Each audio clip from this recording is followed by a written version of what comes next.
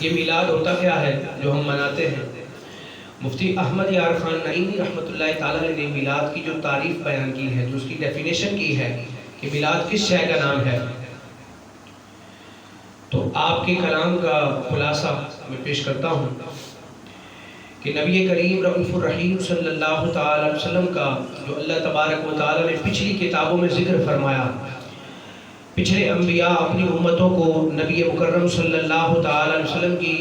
دنیا میں آمد کی بشارتیں سناتے چلے آئے، ان روایات اور ان آیات کو پڑھنا،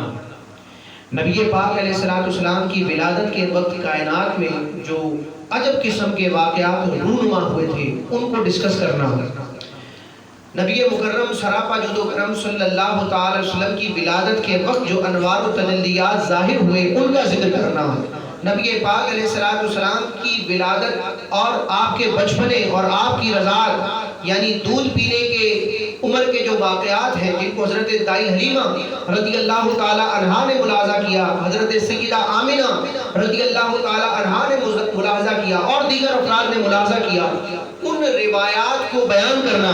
پھر سرکار علیہ السلام کے معجزات، خصائص اور کمالات کا بیان کرنا، خواہ نظم کی صورت میں ہو، خواہ نثر کی صورت میں ہو، خواہ عربی زبان میں ہو، خواہ کسی اور زبان میں ہو، خواہ تنہائی میں ہو، خواہ جلوت میں ہو، کسی محفل اور کراؤن میں ہو، بیٹھ کر ہو یا کھڑے ہو کر ہو، صبح ہو یا شام ہو، ربیع الاول میں ہو یا کسی اور مہینے میں ہو، اس ذکر کا نام میلاد ہے،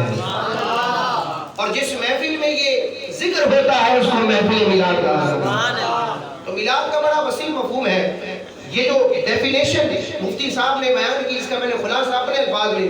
آپ کے سامنے پیش کیا۔ اس میلاد کی تعریف کو اگر دیکھا جائے تو الحمدللہ عاشقان رسول جب بھی اپنے گھر میں یا اپنی مساجد میں محافل کا اہتمام کرتے ہیں تو ان باتوں میں سے کوئی نہ کوئی بات ضرور ڈسکس کرتے ہیں، لہذا عاشقان رسول کی ہر محفل ہی محفل میلاد ہوتی ہے۔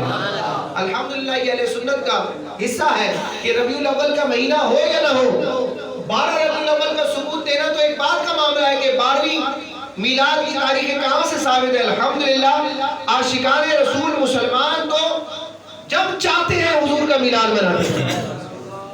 تو سرکار علیہ السلام کے میلاد میں جن چیزوں کا بیان ہوتا ہے میں نے آپ کے سامنے پیش کیا، انہی